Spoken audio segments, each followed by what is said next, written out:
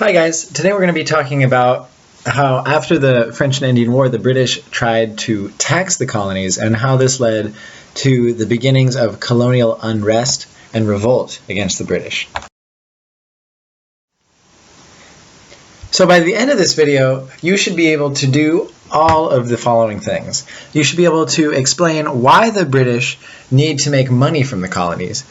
You should be able to explain how the British tried to make money from the colonies and how the colonists attempted to resist the British efforts.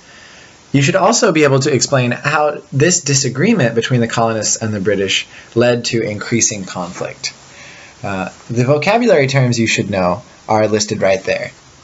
I'm not going to read them out loud. Just read them. So we've already talked about this a little bit, but we're going to go over it again because it's super important. So after the French and Indian War, the British are deep in debt.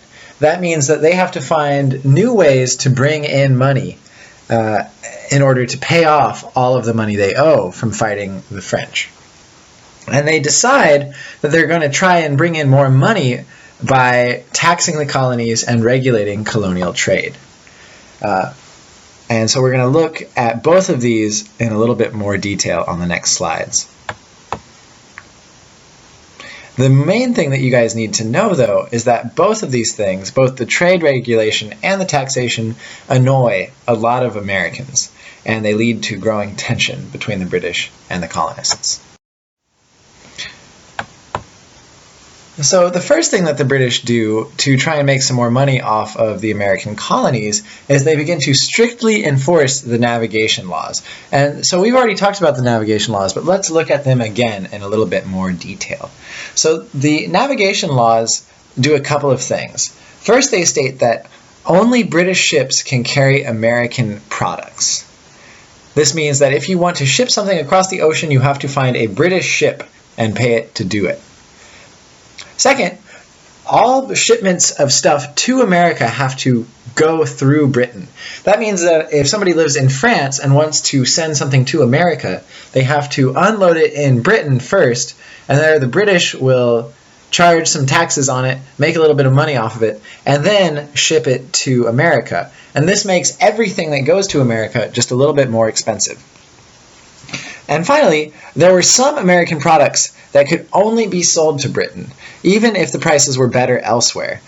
For example, tobacco had to be sold to Britain. So if you were a farmer in Virginia and you wanted to sell your tobacco in France because the price was better there, you couldn't. You had to sell it to Britain, even if you were making less money than if you sold it to France or somewhere else. All of these are designed to make sure that the British are making a healthy profit off of all the trade that goes on in and around the American colonies. But this also makes life harder for American businessmen and for the American people in general because it makes everything in America just a little bit more expensive because the British are adding on a little bit of extra cost in order to make some money off of all of this stuff. The other thing that the British did, besides these trade regulations, was they also taxed the colonies. And how taxation works is the British would force the colonists to pay a little bit extra for certain items. And then the government, that is the British government, got to keep the extra money, which they would use to pay debt.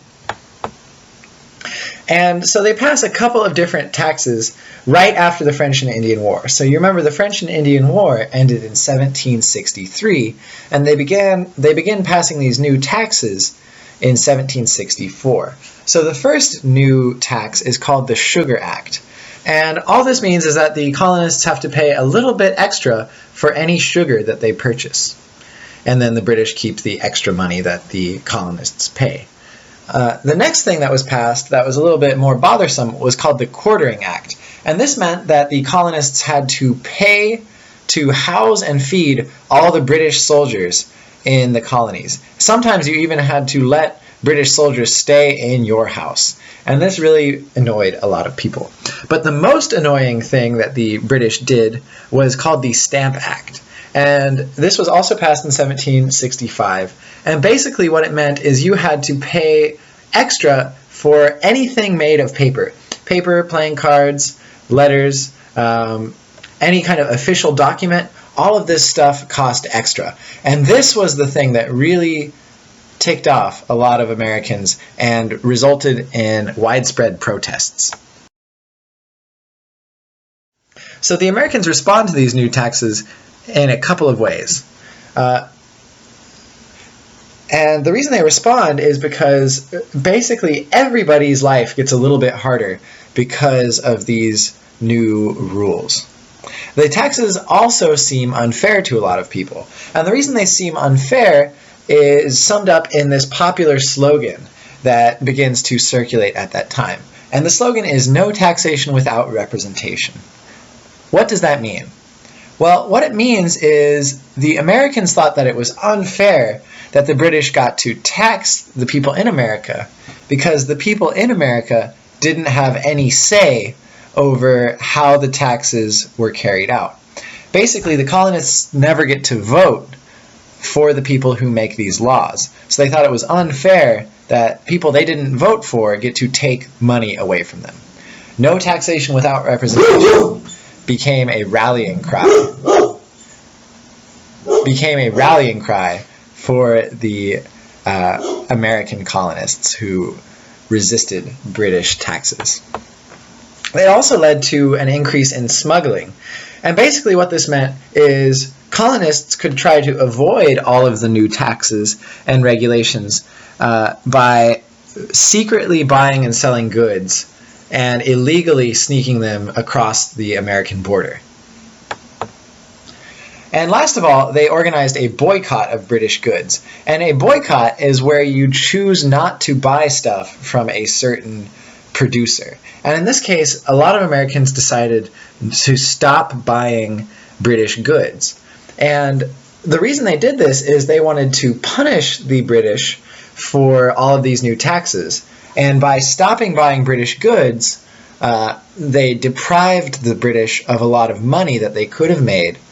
And this was, of course, bad for England because the whole point of the new taxes was to try and make more money off the colonies. But because of the boycotts, they were actually starting to lose money. Finally, the colonists resort to intimidation of British officials. So they break into government offices, they have scary, sometimes violent public protests, and they even build little wooden figures of tax collectors and other British employees and burn them in a public square, basically threatening the officials that if they go out and try to enforce any of these laws, that they too might get hung or burned or something terrible like that. All of these are ways that the Americans resist the new British taxes and regulations.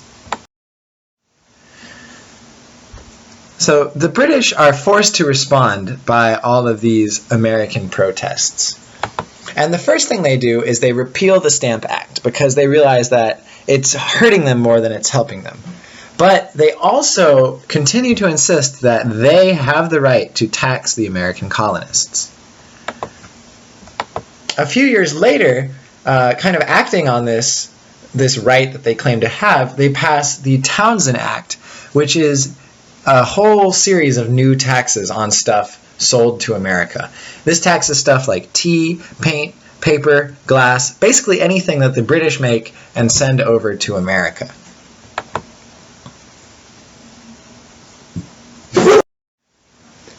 So the result of all of these new British taxes is that the Americans try to resist them in the same way they did the last one. So just like they resisted the Stamp Act, they resist the Townshend Act by boycotting British goods, protesting, and smuggling goods in and out of America to avoid taxation. But this time the British refuse to back down. Instead of repealing the Townshend Act, they send a bunch of soldiers to control the main port cities of America. And the idea is that they can maintain order, that is, put down the violent protests that the Americans do, and they can also enforce the new laws. But the Americans don't really like having the soldiers here, because remember, they have to pay for the soldiers and sometimes even let the soldiers live with them. And this tension ultimately leads to the Boston Massacre, which is one of the most important events for basically hurting the relationship between the British and Americans. And how it works is there's like a post of 11 or 12 soldiers on the streets of Boston around in March sometime, a cold day in March, right? And this big crowd of Bostonians come up and basically start hassling the soldiers. They yell at them, they call them names, they throw snowballs at them, and eventually they make the soldiers so angry that the soldiers open fire on them. And they shoot and kill 11 Americans in this way.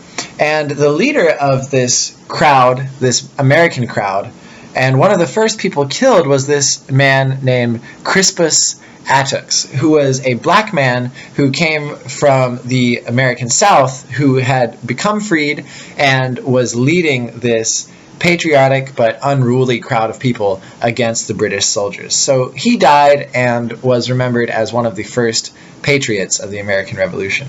But anyway, 11 Americans are killed, and as you can imagine, this makes Americans extremely upset.